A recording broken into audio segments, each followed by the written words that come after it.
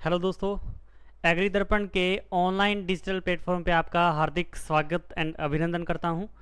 आज की जो हमारी क्लास रहने वाली है, इस क्लास के अंदर हम जो कुकरबिट्स के अंदर मोस्ट इम्पोर्टेंट वेजिटेबल है कौन सी, तरबूज, उसके बारे में पढ़ेंगे। ठीक है जी। सबसे पहले हम बात करेंगे तरबूज का सामान्य नाम।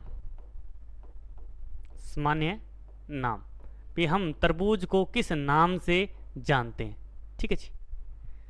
तरबूज को 22वीं शताब्दी का फूड बोला जाता है, यानी 22वीं शताब्दी का फूड भी हम कहते हैं। ठीक है जी, ये भी आपको याद रखना है। उसके अलावा सामान्य आदमी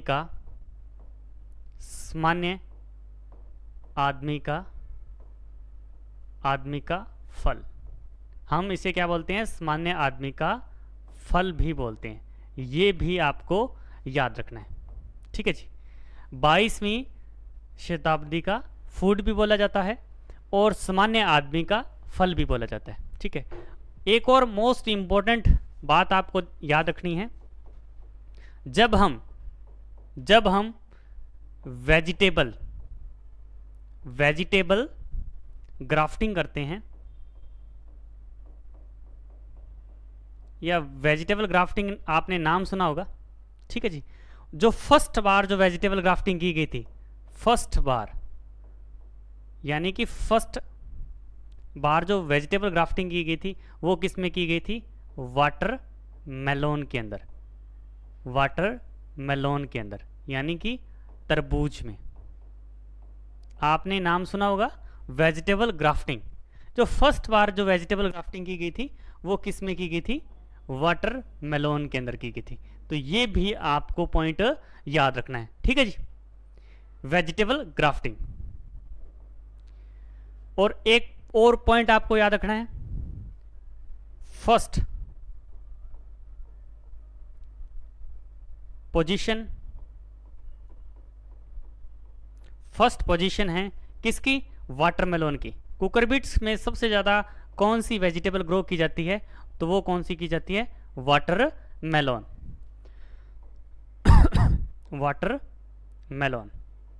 तो ये भी आपको याद रखना है। ठीक है जी। उसके अलावा आपको कौन कौन से पॉइंट याद रखने हैं, जो वाटरमेलोन में लगभग 90% क्या पाया जाता है, वाटर, यानी कि पानी पाया जाता है। भी वाटरमेलोन में कितना परसेंट पानी पाया जाता है, लगभग 95% इसमें क्या है, पानी पाया जाता है।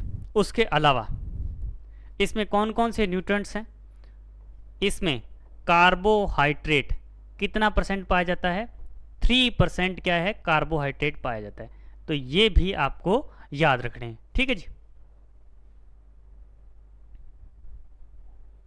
आगे हम बात करेंगे वाटरमेलोन यानी कि तरबूज। तरबूज में जो विषैलापन वो किस तत्व की वजह से पाया जाता है, वो भी आपको याद रखना है। यानी बिटरनेस है, आपको हमने पहले भी बताया था जब कुकरबिट्स का इंट्रोडक्शन बता रहे थे, तो उसके अंदर हमने बताया था भी जो कुकरबिट्स हैं, तो कुकरबिट्स में जो बिटरनेस है वो किसकी वजह से होती है, वो होती है कुकरबिटासीन की वजह से। और जो अपना वाटरमेलन है यानी तरबूज है, तो इसमें जो विषैलापन है वो किस तत्व की वजह से पाया जाता है,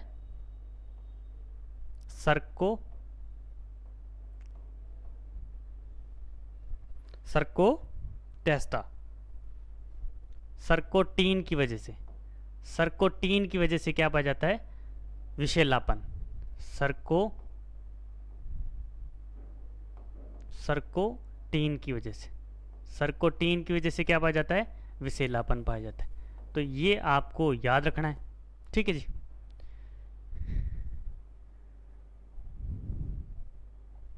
उसके बाद में सामान्य परिचय।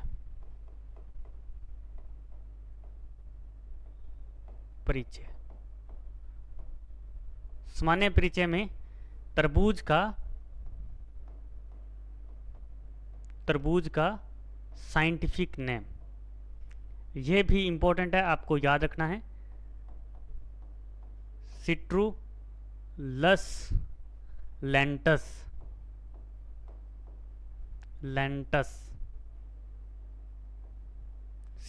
सिट्रुलस लेंटस, सिट्रुलस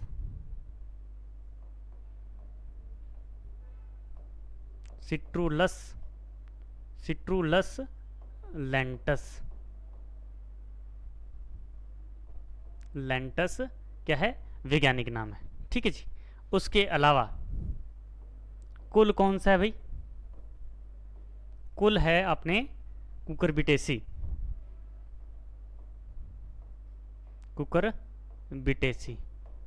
कौन सा है? फैमिली है। ठीक है जी। उसके अलावा आपको कौन से पॉइंट याद रखने हैं? 2n, ये इंपॉर्टेंट है भाई। तरबूज के अंदर क्रोमोसोम की संख्या कितनी होती है? 22, यानी कि डाइप्लॉइड होता है, यानी कि द्विगुणित।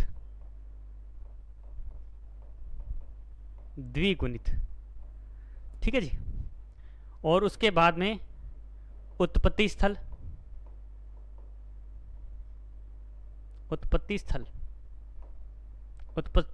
कौन सा है भाई?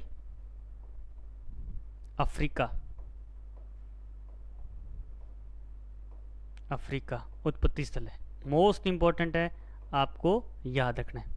इसके जो क्रोमोसोम्स है ना, ये इंपॉर्टेंट है, आपको याद रखने। ठीक है जी।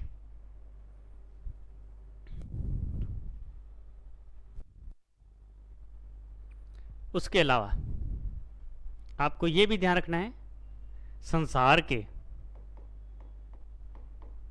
संसार में सबसे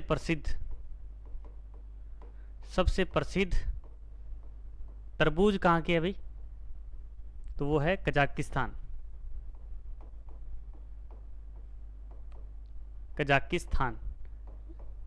कजाकिस्तान के जो तरबूज है वो वर्ल्ड फेमस है। ठीक है जी। तो ये भी आपको याद रखने हैं। उसके अलावा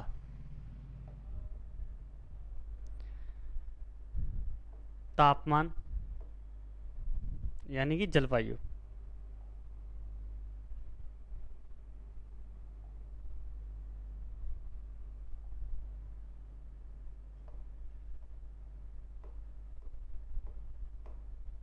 जलवायु कैसी चाहिए, ये इंपॉर्टेंट है।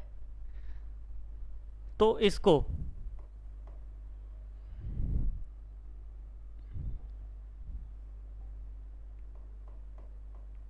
हॉट डे एंड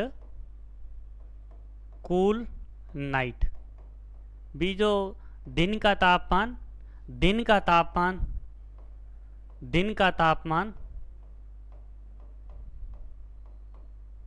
अधिक और रात का तापमान कैसा होना चाहिए? रात का तापमान कम होना चाहिए, कम। तो बहुत ही अच्छी क्वालिटी के वाटरमेलन प्रोड्यूस होंगे। ठीक है जी, ये आपको याद रखना है। उसके अलावा बीज अंकुरण के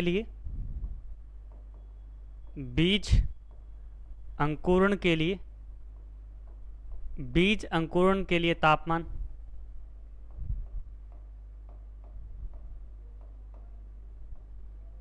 25 से 27 डिग्री सेल्सियस सूटेबल रहता है। तो ये भी आपको याद रखना है। ठीक है जी।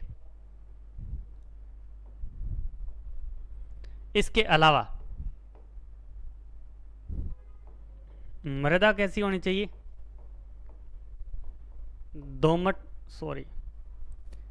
जो बलुई मृदा है, ब्लूई मृदा उपयुक्त मानी जाती है, जिसका पीएच 6 से 7 होना चाहिए। ठीक है जी, ये आपको याद रखने हैं।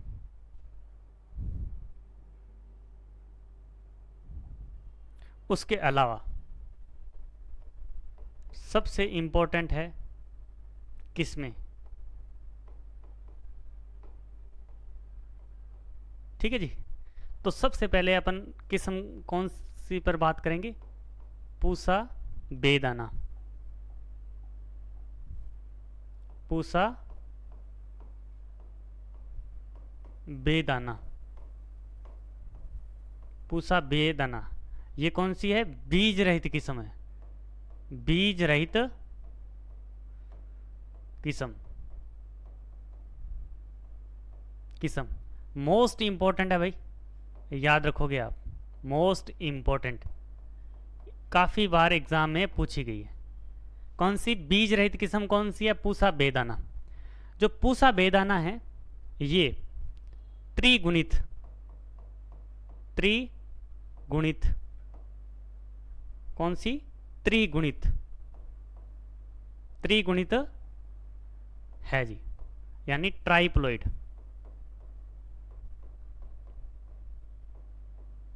ट्राइप्लॉइड वैरायटी है। यानी कि इसमें क्रोमोसोम संख्या कितनी होती है, 3x होते हैं। यानी कि इसमें क्रोमोसोम कितने पाए जाते हैं, 33 क्रोमोसोम पाए जाते हैं इसमें। यानी क्रोमोसोम की संख्या कितनी होती है, 33। ठीक है जी।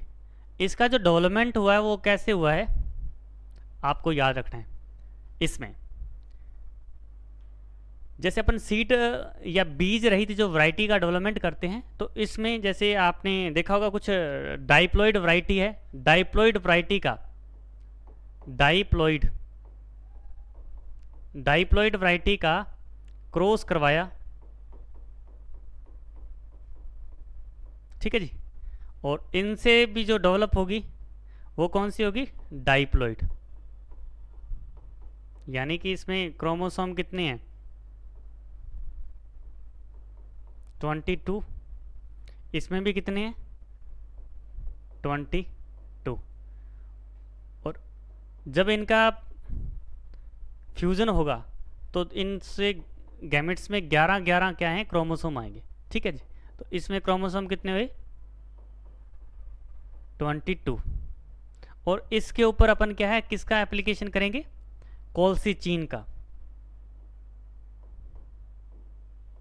कोल्सीचीन का, कोल्सीचीन का कितना एप्लीकेशन करते हैं, 0.2 से 0.4%। कोल्सीचीन क्या करता है, गुणसूत्रों का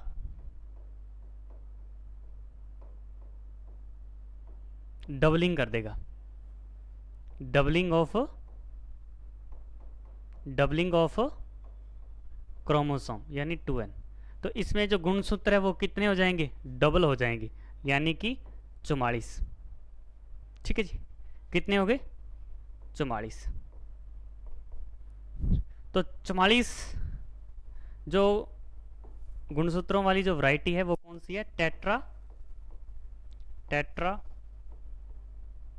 2। ठीक है जी।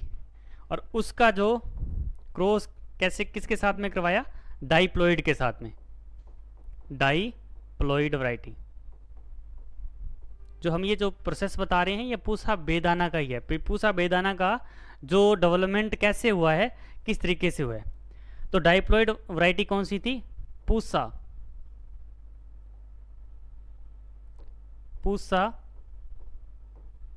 रसाल, पूसा रसाल।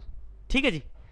ये डाइप्लॉइड वैरायटी है, यानी कि इसमें गुणसूत्रों की संख्या कितनी है, 22 है। तो यहाँ से कुछ जो क्रोमोसोम कितने आएंगे, 22, और यहाँ से कितने आएंगे, 11। ठीक है। तो इसमें क्रोमोसोम कितने होंगे, 33। तो ये वैरायटी कौन सी होगी, बीज रहित। ठीक है जी। ये आपको याद रखना है। और जो पूसा बेदाना का जो डेवलपमेंट है वो किस वैज्ञानिक ने किया था, वो किया था डॉक्टर खीरा ने। डॉक्टर खीरा ने। ये भी आपको याद रखना है, ठीक है जी, डॉक्टर खीरा।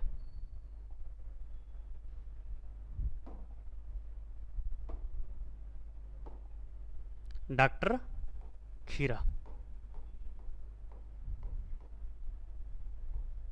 आपसे पूछ ले भी जो पूसा विदाना है वो बीज रहित किस्म है, ठीक है, और इसमें क्रोमोसोम की संख्या कितनी होती है, 2n बराबर 33 है, और ये त्रिगुणित है यानी ट्राइप्लॉइड है। और डेवलपमेंट किसने किया था, डॉक्टर खीरा ने किया था।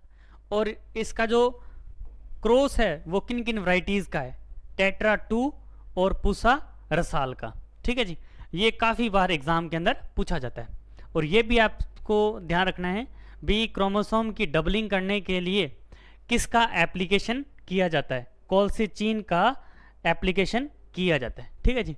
मोस्ट इंपॉर्टेंट है, ये आपको याद रखना है, ठीक है जी।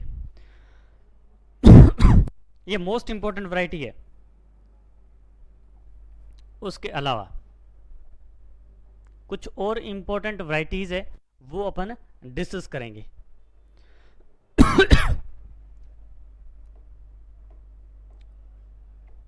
Sugar baby, sugar baby most important, sugar baby, sugar baby most important variety है, काफ़ी बार एग्जाम में पूछी गई है। जो पिछला एग्जाम हुआ था एग्रीकल्चर सुपरवाइजर का, एग्रीकल्चर सुपरवाइजर का, एग्रीकल्चर सुपरवाइजर का जो एग्ज़ाम हुआ था उसमें ये क्वेश्चन पूछा गया था भी जो सुगर बेबी वैरायटी है वो किसकी है, तो वो किसकी है भाई, अपने वाटरमेलोन की है। और ये कहाँ से इंट्रोड्यूस हुई है, तो ये यूएसए से इंट्रोड्यूस हुई है, ये भी आपको याद रखना है, ठीक है। उसके अलावा न्यू हेमिस्फीयर मिडगट,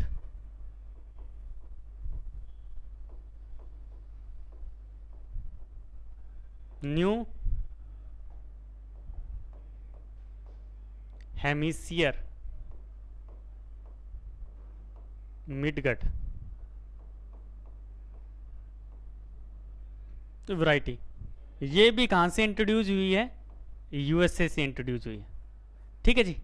और इस वैरायटी की खासियत क्या है, ठीक है जी, इस वैरायटी की खासियत क्या है, ये होम गार्डन के लिए यानी कि किचन गार्डन के लिए सबसे उपयुक्त वैरायटी है, ये भी आपको याद रखनी है। उसके अलावा यसी यमेटो, यसी यमेटो, यसी यमेटो,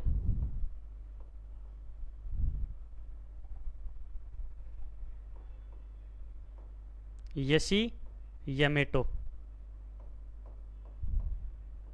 ये कहाँ से इंट्रोड्यूस हुई है, तो ये हुई है जापान से, ये भी आपको याद रखनी है, ठीक है जी।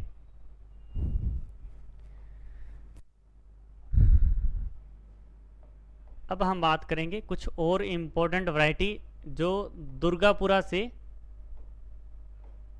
दुर्गापुरा जयपुर से रिलीज हुई है। कौन कौन सी वैरायटी है, दुर्गापुरा मीठा, दुर्गापुरा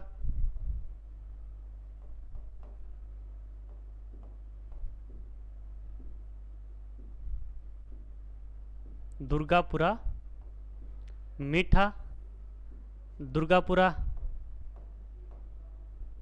लाल, दुर्गापुरा मीठा और दुर्गापुरा लाल और दुर्गापुरा केसर, ये वैरायटीज है जो आपको याद रखनी है। दुर्गापुरा, दुर्गापुरा केसर, ये तीनों वैरायटी आपको याद रखनी है, ठीक है। क्योंकि इसमें जो मस्क मेलोन की भी कुछ वैरायटीज़ हैं वो दुर्गापुरा के नाम से ही हैं, ठीक है जी। तो इसी कारण इससे रिलेटेड आपसे क्वेश्चन एग्ज़ाम के अंदर पूछा जा सकता है। जो दुर्गापुरा से जो कौन कौन सी वैरायटीज रिलीज हुई है, दुर्गापुरा मीठा, दुर्गापुरा लाल और दुर्गापुरा केसर, ये तीनों इम्पोर्टेंट वैरायटीज़ हैं जो कि आपको याद रखनी है।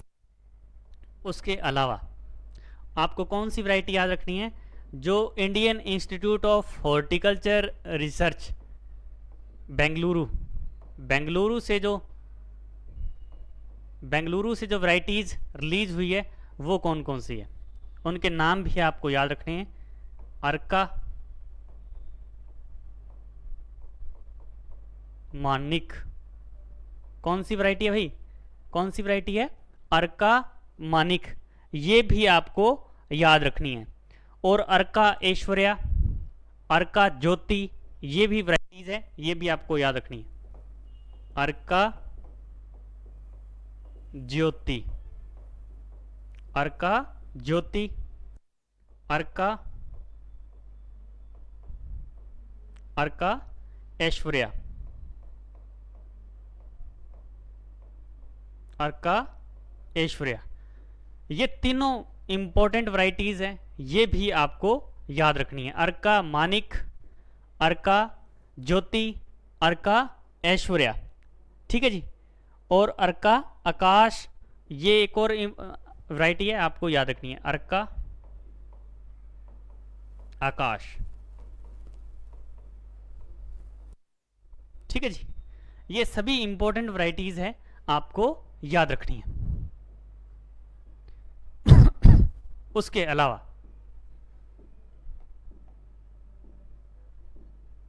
इसका जो पीजीआर की बात कर रहे हैं, इंपॉर्टेंट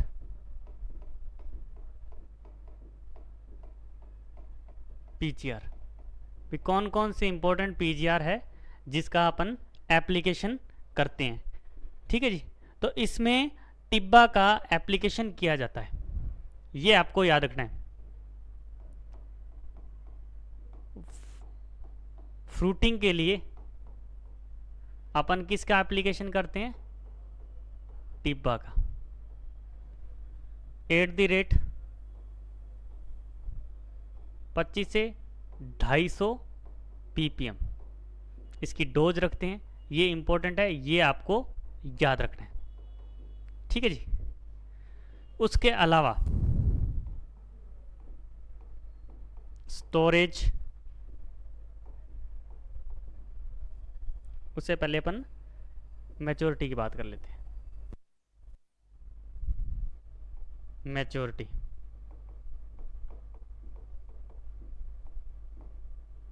मैच्योरिटी, जो वाटरमेलोन है इसकी अपन हार्वेस्टिंग किस स्टेज पे की जाती है, तो इसकी हार्वेस्टिंग हम टैपिंग स्टेज के अंदर, यानी हम इसको बजा के देखते हैं, टैपिंग स्टेज,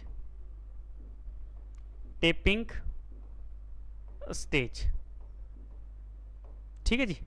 टैपिंग स्टेज, जब आप वाटरमेलोन को बजाओगे तो किस प्रकार की साउंड आएगी, एक तो अपने डल साउंड आएगी, डल साउंड, ठीक है जी। और एक कौन सी साउंड आएगी, मेटालिक साउंड आएगी, मेटालिक साउंड, ठीक है जी। यदि आप वाटरमेलोन को टैप कर रहे हो तो डल साउंड आ रही है, तो ये किसका साइन है, मैच्योरिटी का, परिपक्वता, यानी अपना जो वाटरमेलोन है वो कैसा हो गया है, मैच्योर हो चुका है। यदि मेटालिक साउंड आ रही है तो अपरिपक्वता, यानी कि इमेच्योर,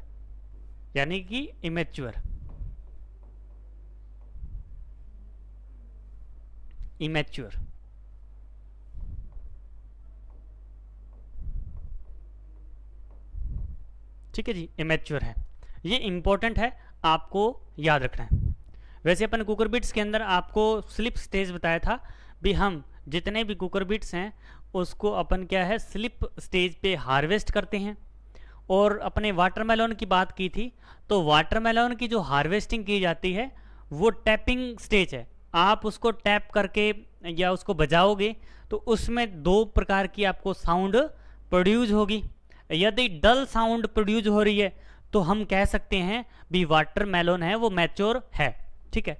और यदि मेटालिक साउंड आ रही है तो हम कह सकते हैं अभी तक जो वाटरमेलन है वो मैच्योर नहीं हुआ है, ठीक है जी। उसके अलावा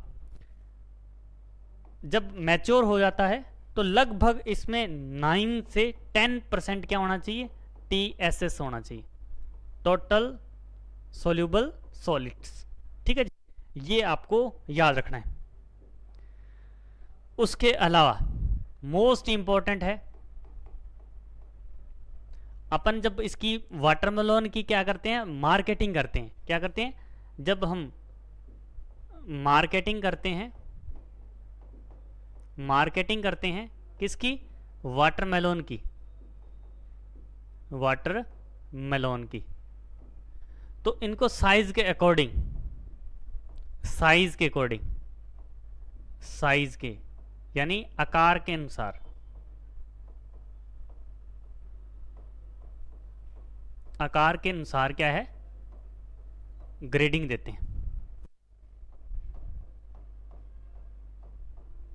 आकार के अनुसार क्या है ग्रेडिंग करते हैं, ठीक है जी। कौन सा साइज है ये आपको याद रखना है,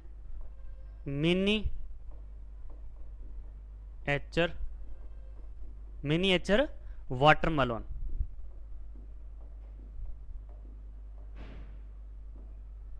मिनिएचर वाटरमेलन, ठीक है जी।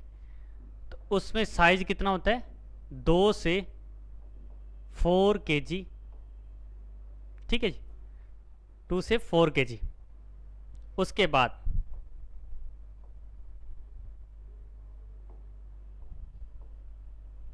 Jubilee,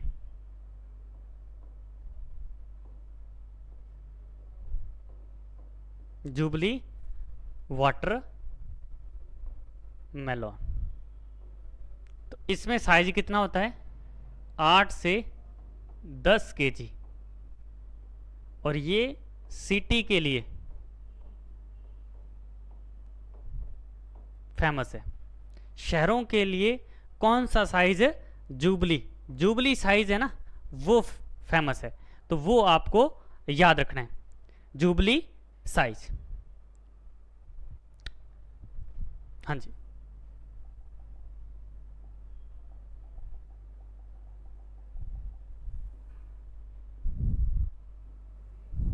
sorry,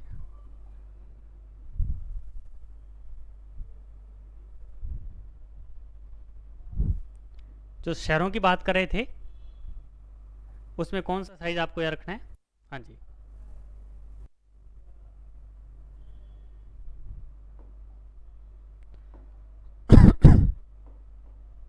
ice box watermelon, ice box watermelon, इसका भी 8 से 10 kg होता है और यह शहरों के लिए प्रसिद्ध होता है, सिटी के लिए 8 से 10। उसके बाद में कौन सा बताया था हमने, जुबली वाटरमेलन, तो इसका साइज कितना होता है 6 से 8 kg, ठीक है जी। तो ये आपको याद रखना है। आगे हम बात करेंगे तरबूज की,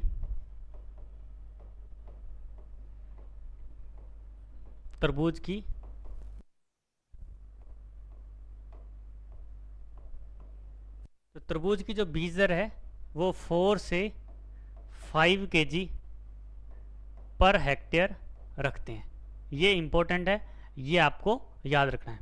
उसके अलावा जो स्पेसिंग रखी जाती है वो कितनी रखी जाती है, ठीक है। इसमें रो टू रो जो स्पेसिंग है वो कितनी रखते हैं, लगभग 1 से 2 मीटर, ठीक है, 2 मीटर तक रखी जाती है। और हिल है ना, वो कितनी रखी जाती है, 90 से 120 सेंटीमीटर स्पेसिंग रखी जाती है, यानी कि प्लांट टू प्लांट, पौधे से पौधे की दूरी, प्लांट टू प्लांट स्पेसिंग, ये भी इंपॉर्टेंट है, ये भी आपको याद रखनी, ठीक है जी। उसके अलावा आपको कौन से पॉइंट आपको याद रखने हैं, स्टोरेज, टेम्परेचर, भंडारण, भंडारण तापमान कितना रखते हैं। तो इसका जो भंडारण तापमान है 7 से 10 डिग्री सेल्सियस रखा जाता है। यदि आप 7 से कम टेम्परेचर कर दिया, 7 से कम टेम्परेचर कर दिया तो उससे क्या हो जाएगा, इसमें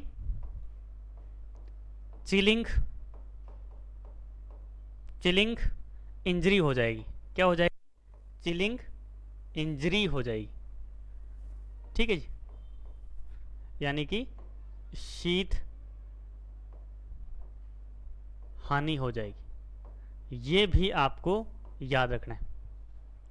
उसके अलावा कुछ इम्पोर्टेंट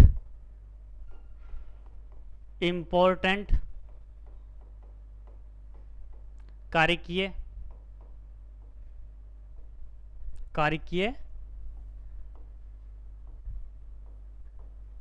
विकार है जो आपको याद रखना। कारिकीय विकार कौन कौन से हैं, मोस्ट इंपॉर्टेंट है वाइट हर्ट, ठीक है जी, वाइट हर्ट, ये किसकी वजह से होता है, ये असामान्य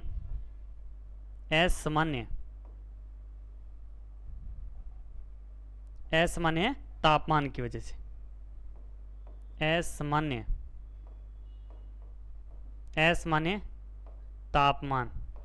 असामान्य तापमान की वजह से, ठीक है जी, क्या हो जाएगा, वाइट हर्ट हो जाएगा।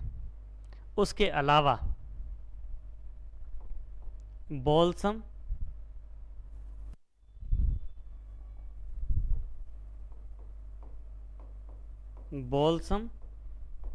एंड रूट, ये किसकी वजह से होता है, कैल्शियम की कमी से।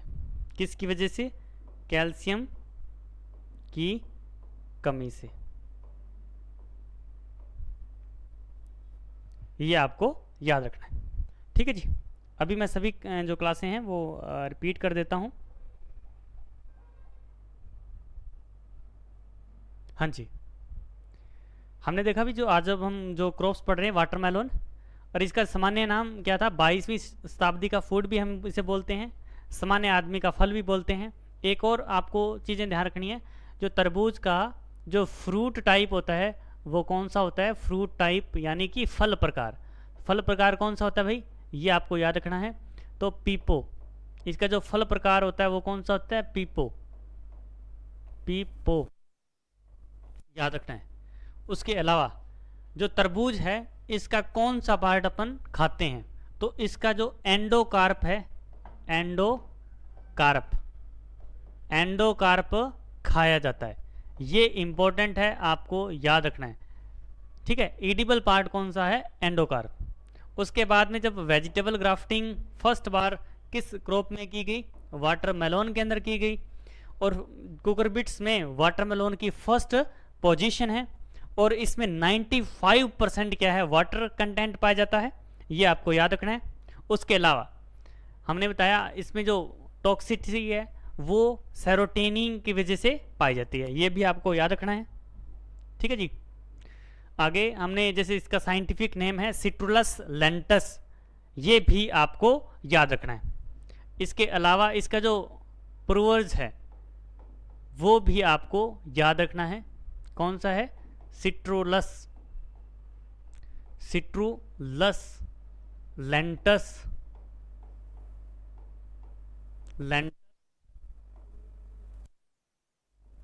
लेंटस वैरायटी कोलोसाइनिडिस,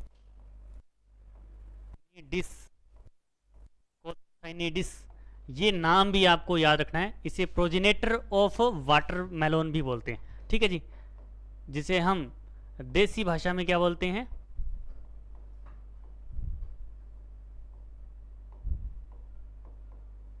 देसी भाषा में इसे हम क्या बोलते हैं,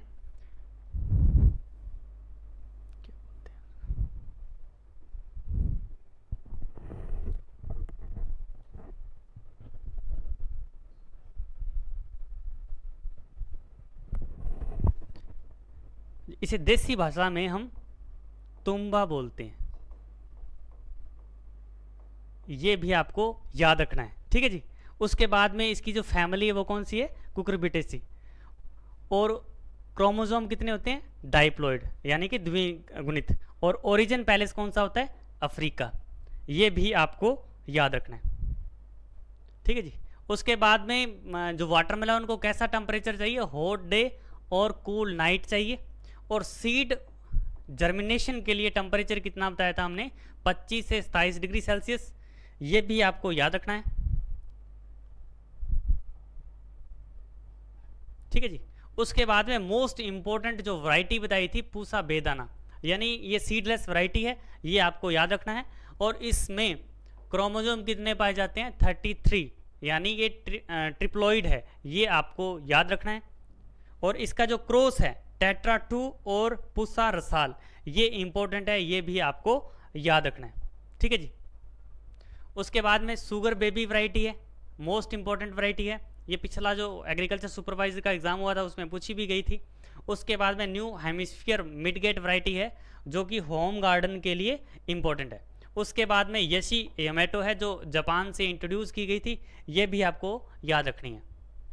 उसके बाद में दुर्गापुरा से कुछ वैरायटीज़ रिलीज हुई है, दुर्गापुरा मीठा, दुर्गापुरा लाल और दुर्गापुरा केसर, ये भी आपको याद रखनी है। और Indian Institute of Horticulture Research, Arka Manik, Arka Jyoti और अर्का ऐश्वर्या और अर्का आकाश वहाँ से रिलीज हुई है, ये भी आपको याद रखनी है। उसके बाद में फ्रूटिंग के लिए कौन सा पीजीआर एप्लीकेशन करते हैं, टिब्बा का एप्लीकेशन किया जाता है। और कुकरबिट्स के अंदर हमने ये भी बताया था, जो पीजीआर का जो एप्लीकेशन किया जाता है 2 से 4 लीफ स्टेज के अंदर किया जाता है, ये मोस्ट इंपॉर्टेंट है। ये भी एग्रीकल्चर सुपरवाइजर का जो एग्ज़ाम हुआ था उसमें क्वेश्चन पूछा गया था, ठीक है जी। उसके बाद में मैच्योरिटी भी हम कैसे जांचेंगे भी जो वाटरमेलन है वो मैच्योर हो चुका है या नहीं है, तो हम उसको टैप करके देखेंगे। तो उसमें 2 प्रकार की साउंड प्रोड्यूस होगी, डल साउंड जो किसका इंडिकेशन है, मैच्योरिटी का, और एक मेटालिक साउंड प्रोड्यूस होगी, वो किसका है, अपरिपक्वता का साइन है। ये भी आपको याद रखना है। उसके बाद में हमने देखा मार्केटिंग के लिए वाटरमेलन को हमने कितनी कैटेगरीज के अंदर जैसे डिवाइड किया है, वो भी आपको याद रखना है। जैसे miniature watermelon, ice box watermelon, jubilee watermelon, तो इनका कितना कितना वेट है, ये भी एग्जाम में कई बार पूछा जाता है। उसके बाद में सीड रेट कितनी रखते हैं, 4 से 5 kg पर हेक्टेयर। स्पेसिंग आपको बताई, ये भी आपको याद रखनी है। उसके बाद में इसका जो स्टोरेज टेम्परेचर है वो आपको याद रखना है, ठीक है जी। उसके बाद में कुछ फिजियोलॉजिकल डिसऑर्डर थे, जैसे white heart, abnormality of temperature, असामान्य तापमान की वजह से क्या है, वाइट हार्ट हो जाता है। उसके बाद में इंपॉर्टेंट एक और फिजियोलॉजिकल डिसऑर्डर था जिसे हमने बॉल्सम एंड रूट, जो कैल्शियम की कमी की से होता है, ठीक है, ये भी आपको याद रखना है। और आज की क्लास हम यहीं समाप्त करने जा रहे हैं। जय भीम, जय भारत।